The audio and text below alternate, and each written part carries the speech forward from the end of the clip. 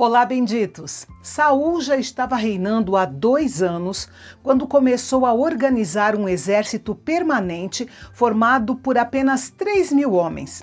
Antes disso, Israel tinha apenas uma milícia que se reunia em tempos de ameaça nacional. Agora, pela primeira vez, Israel tinha um exército oficial.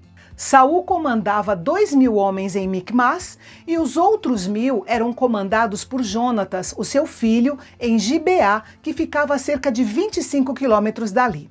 Esta é a primeira menção de Jonatas na Bíblia, um homem corajoso e excelente que carrega um dos personagens mais amáveis da Bíblia. Jonatas e seus 1.000 homens atacaram o posto avançado dos filisteus. Ele era um líder militar notável. Este ataque foi uma declaração de guerra e os filisteus não tardaram em responder. Israel tinha desfrutado da falsa paz dos povos subjugados, ou seja, se eles ficassem quietinhos debaixo do jugo dos filisteus, tudo ficaria bem. Mas por meio desse ataque, Jonatas enviou a seguinte mensagem aos filisteus: não estaremos mais debaixo do jugo de vocês. E assim teve início a guerra de libertação de Israel, que só chegaria ao fim durante o reinado de Davi. Mas quem tocou a trombeta e, ao que parece, assumiu todo o crédito pela vitória de Jonatas foi Saul.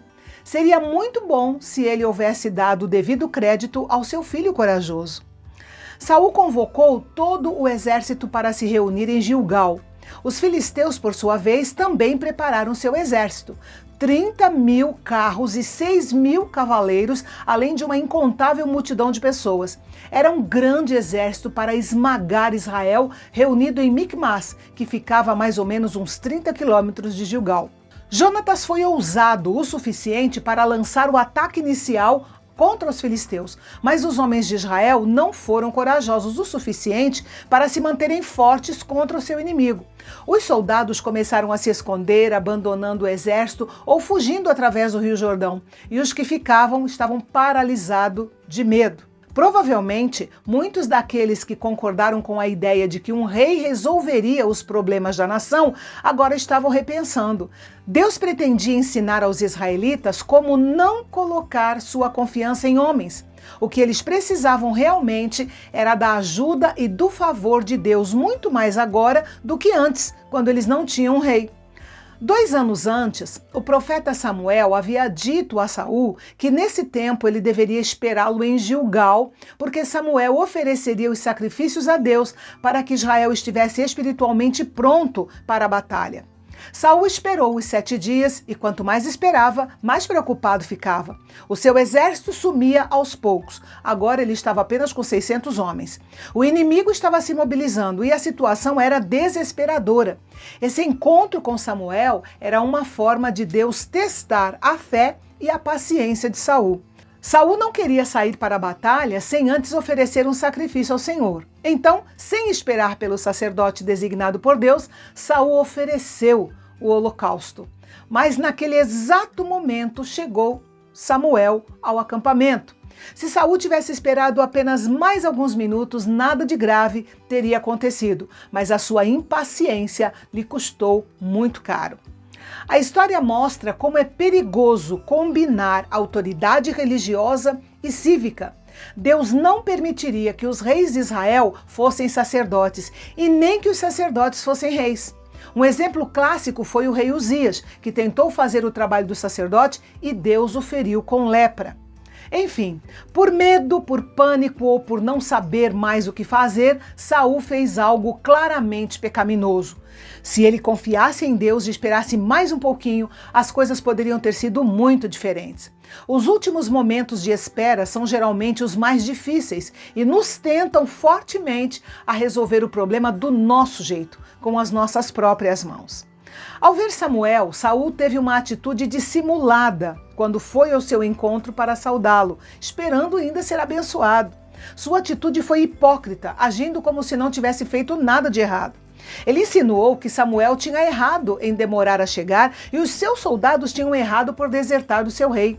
Depois disse ter sido constrangido a oferecer o holocausto a Deus, sendo que ele simplesmente poderia ter reunido os homens que lhe restaram para clamar pelo auxílio de Deus. E tudo o que Samuel queria ouvir da parte de Saul era confissão e arrependimento. Mas não. O orgulho, a impaciência, a desobediência e a dissimulação de Saul foram vistos e julgados pelo Senhor, e Samuel declarou a sentença. Um dia, a coroa seria tomada de Saul e dada a outro, no caso, a Davi. Saul continuaria a ser rei, mas não instituiria uma dinastia duradoura, ou seja, nenhum de seus filhos o sucederia no trono de Israel. Depois disso, Samuel foi embora. Saul agora contava com apenas 600 homens, 600 soldados. Como eu já mencionei, os filisteus tinham uma excelente tecnologia militar.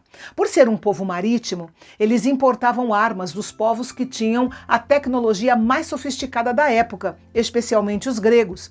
E quando os filisteus invadiram e subjugaram a terra de Israel, eles deportaram todos os ferreiros para que os israelitas não pudessem confeccionar armas nem consertar seus equipamentos agrícolas.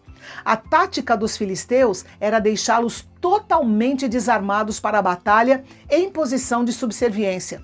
Quando os israelitas precisavam afiar os seus equipamentos de trabalho, eles eram obrigados a pagar uma alta quantia para os filisteus fazerem esse serviço. Por isso, não havia espada nem lança na mão de qualquer israelita. Apenas Saul e Jonatas tinham essas armas por serem da família real. O resto dos soldados iria lutar com o que pudesse. Esse era o triste estado do exército de Israel. E então, os filisteus enviaram grupos de ataque para proteger as estradas e as passagens que os israelitas poderiam usar caso atacassem, e ao mesmo tempo impediram que qualquer habitante da região ajudasse o exército de Israel. Que esperança restava aos israelitas com todos esses soldados filisteus movendo-se de um lado para o outro na região? Para onde o exército de Israel se virasse, iria se deparar com o inimigo. Mas Deus, como sempre, tinha um plano incrível para colocar em prática. E esse plano envolvia Jonatas, filho de Saul, e o seu escudeiro. O resultado final desse confronto entre israelitas e filisteus você confere comigo amanhã aqui no canal Bendito, o canal de Fala Fácil.